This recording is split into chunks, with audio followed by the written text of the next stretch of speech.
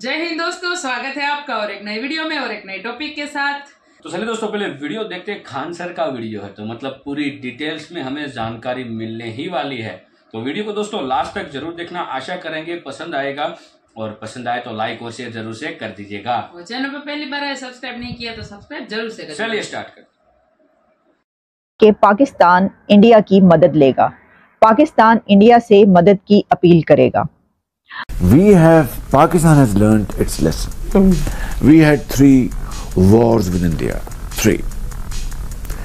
And the consequence of those wars, as a result, it only brought more miseries. Very unfortunate.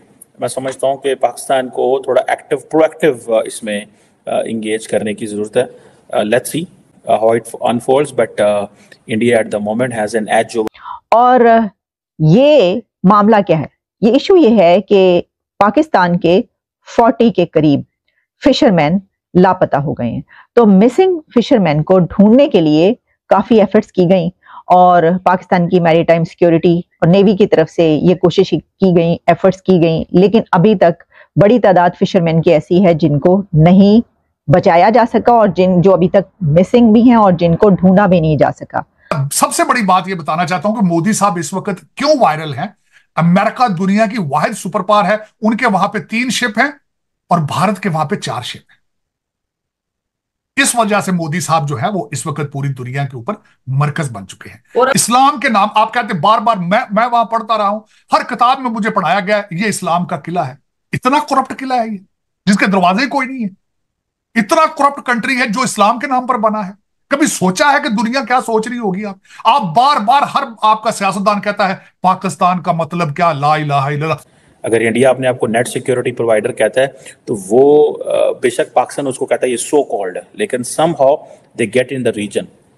वो इस खित्ते में आते हैं, वो ऑपरेट करते हैं, वो ईरानियों को पकड़ते हैं, वो पाकिस्तान के ऊपर एक आधा इल्ज़ाम लगा के चले जाते हैं और घर में जाके वो तस्वीरें लगा के वो कहते हैं भाईजान हम ये कर रहे हैं। जय हिंद दोस्तों, पाकिस्तान से एक बहुत बड़ी खबर निकल के सामने आई जब कल रात को शहबाज शरीफ ने कहा कि हम भारत से मदद लेने के लिए तैयार हैं। दोस्तों, डॉन न्यूज ने आज सुबह यह खबर ब्रेक किया कि रात में शहबाज शरीफ ने कहा कि हम भारत से मदद लेने के लिए तैयार हैं। और मदद इसलिए कि पाकिस्तान के 15 से 20 फिशरमैन समुद्र में फिशिंग करते हुए, वही जो मछुआरे होते हैं, वो कहीं खो गए।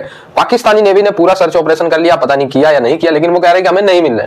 ठीक है, और पाकिस्तानी नेवी का कहना है क्योंकि भारत ने इस समय अपने डिस्ट्रॉयर और शिप चारों तरफ अरब सागर में लगा रखा है, अरब सागर में, गल्फ ऑफ अदन, रेड सी, हर जगह भारत ने अपने ये शिप्स है जो वो फैला रखे। तो पाकिस्तानी नेवी ने कहा अगर हम भारतीय नेवी से मदद लेते हैं तो बहुत इजी तरीके से हम अपने मिसिंग फिशरमैन को खोज सकते हैं। तो इसलिए उन्होंने शहबाज शरीफ को कहा हाँ भाई मदद ले लो भारत से। तो शहबाज शरीफ ने मुंह उठा के तुरंत कह दिया हाँ हम भारत से मदद लेने के लिए तैयार है। अब भारत से मदद लेने के लिए तो तैयार हो, लेकिन भारत तुम्हारी मदद करेगा या नहीं, ये बहुत बड़ा क्वेश्चन है। क्योंकि दोस्तों पाकिस्तान उल्टे सीधे आरोप भी लगाता रहता है भारत पे। अब देखो जब काम की बारी आई तो हाथ पांव जोड़ के कह रहा है हम मदद लेने के लिए तैयार है। खैर, मदद करना है या नहीं करना है ये भारतीय नेवी बहुत अच्छे तरीके से बताएगी, भारत सरकार बताएगी। आप लोग जुड़े रहे, मैं अपडेट जरूर करूंगा आप लोगों को। लेकिन पाकिस्तानी देखिए इस पे कैसे रो रहे हैं कि पाकिस्तान इंडिया की मदद लेगा, पाकिस्तान इंडिया से मदद की अपील करेगा।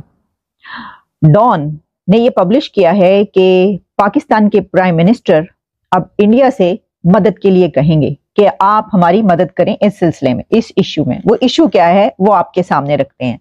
हुआ कुछ यूं है कि पीपल्स पार्टी के मेंबर नेशनल असेंबली आगा रफीउल्लाह ने प्राइम मिनिस्टर शहबाज शरीफ और सीएम सिंध सैयद मुराद अली शाह से मुलाकात की और इस मीटिंग में उन्होंने प्राइम मिनिस्टर शहबाज शरीफ से ये कहा कि आपको इंडिया की मदद लेनी पड़ेगी और इंडियन अथॉरिटी से आपको कांटेक्ट फौरी तौर पर करना चाहिए और उनसे कहें कि इस सिलसिले में हमारी मदद करें। और प्राइम मिनिस्टर ने उनको इस बात का यकीन दिलाया है कि वो इंडियन अथॉरिटीज से राब्ता करेंगे और उनसे कहेंगे कि प्लीज हमारी मदद करें। और ये मामला क्या है? ये इशू ये है कि पाकिस्तान के 40 के करीब फिशरमैन लापता हो गए हैं। तो मिसिंग फिशरमैन को ढूंढने के लिए काफी एफर्ट्स की गई और पाकिस्तान की मैरीटाइम सिक्योरिटी और नेवी की तरफ से ये कोशिश की गई, एफर्ट्स की गई, लेकिन अभी तक बड़ी तादाद फिशरमैन की ऐसी है जिनको नहीं बचाया जा सका और जो अभी तक मिसिंग भी हैं और जिनको ढूंढा भी नहीं जा सका। तो अब इंडियन मीडिया में इसको इस तरीके से पब्लिश किया जा रहा है कि पाकिस्तान नेवी के फेलियर के बाद जब वो इन एफर्ट्स में फेल हो गए तो फिर हो सकता है कि पाकिस्तान इंडिया की मदद ले उन फिशरमैन को ढूंढने के लिए कि जो अभी तक मिल नहीं सके। तो अब अगर शहबाज शरीफ साहब ने ये कहा है उनको, जो कि उनके पास पहुंची है टीम और आगा रफीउल्लाह, मैंने जब उनसे मिले हैं, तो हो सकता है कि अब इस सिलसिले में पाकिस्तान की तरफ से इंडिया से राब्ता किया, या फिर जाहिर है कि पाकिस्तान नेवी ने इस सिलसिले में एफर्ट्स कर ली हैं, अपनी पूरी कोशिशें कर ली हैं, लेकिन अब जबकि उसमें कामयाबी हासिल नहीं हो सकी पाकिस्तान नेवी को, तो वो इंडियन नेवी से ये कहेंगे, इंडियन मैरीटाइम सिक्योरिटी से ये कहेंगे कि आप हमारी मदद करें। ये नहीं हो सका और कामयाबी, तो आप उसके लिए जो आप राब्ता करें उनसे। अब देखिए, जो गरीब होता है ना, वो इसलिए गए हैं असल में कि कोई बड़ी अथॉरिटीज होती ना, कोई ऐसा अगर हादसा हुआ होता जिसमें कि कोई ऐसे लोग होते, कोई मिनिस्टर होते या कोई और होते, तो उसके लिए फौरी तौर पर राब्ता कर लिया जाता है, लेकिन इंडिया से राब्ता करने में बड़ी मुश्किल होती है, आपको पता है। तो चलें, अगर हम इसी को एग्जाम्पल बनाते हैं तो ये एक मामला है कि जिसमें ये ऐसा होता रहता है, दोनों तरफ की ये जो प्रैक्टिस है वो जारी रहती है कि उस तरफ के फिशरमैन कभी इस तरफ आ जाते हैं और फिर उनको वापस भेजा जाता है, या इस तरफ के लोग जो हैं वो जो एक बॉर्डर लाइन होती है उसको जब क्रॉस कर जाते हैं या दूसरी तरफ के पानियों में निकल जाते हैं, तो दोनों तरफ की अथॉरिटीज को पता है कि ये गलती से आ गए हैं, तो उनको जो है वो वापस भेज दिया जाता है। लेकिन अब ये इसके ऊपर देखिए ना, इसमें आप मदद ले रहे हैं, तो क्या आप और बहुत सारी ऐसी पाकिस्तान की जरूरियात, उसके ऊपर आप मदद नहीं ले सकते, उसके ऊपर मदद नहीं लेंगे। अच्छा, मदद लेने की तो बात ही छोड़िए, आप तो कोऑपरेशन के लिए भी तैयार नहीं होते ना, तो ताउन के लिए भी तैयार नहीं होता। और फिर ट्रेड की तो हम अक्सर ही बात करते हैं, हम कहते हैं जनाब ट्रेड स्टार्ट करें, ट्रेड स्टार्ट नहीं करें। अच्छा, वो जो ट्रेड स्टार्ट करने का मामला है ना, वो भी गरीब का है, उसमें किसी अमीर को फायदा नहीं होना, ये मैं आपको बताऊं, किसी को उसमें कोई फायदा नहीं है, सिवाय इसके कि जो गरीब है पाकिस्तान का, उस तक सस्ती चीजें पहुंचेंगी, चीप मटेरियल पहुंचेगा, फूड आइटम्स चीप पहुंचेंगे, क्योंकि आप सीधे सीधे इंडिया से हमसाया से ट्रेड कर रहे होंगे।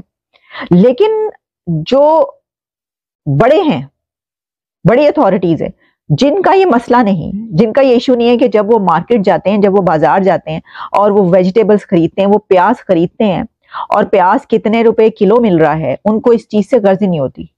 उनके मुलाजमीन, उनके एम्प्लॉयज खरीद कर लाते हैं, उनके लिए ग्रोसरी करके आते हैं, वो तो खुद ग्रोसरी जो है वो करने जाते भी नहीं है, उनके पास इतना टाइम भी नहीं है।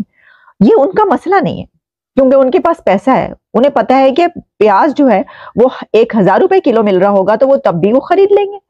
ये मसला है, ये प्रॉब्लम है एक आम आदमी की, मासिस की, जो अगर प्याज 50 रुपए किलो, 60 रुपए किलो है, 70 रुपए किलो है, तो वो कहता है कि इसमें ये 20 रुपए अगर मेरे बच जाएंगे तो वो मैं किसी और जगह इस्तेमाल कर लूंगा।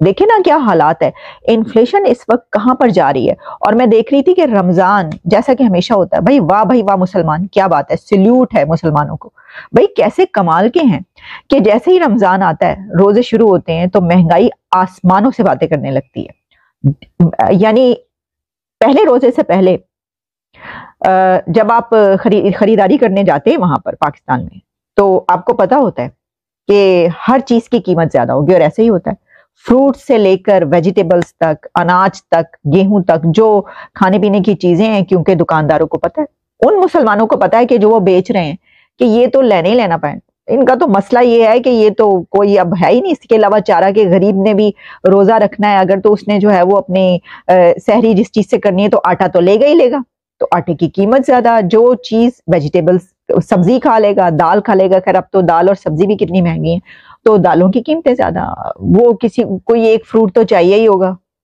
तो चलो शरबत बनाने के लिए शरबत की बोतल, हर चीज की कीमत जो है वो ज्यादा हो जाती है।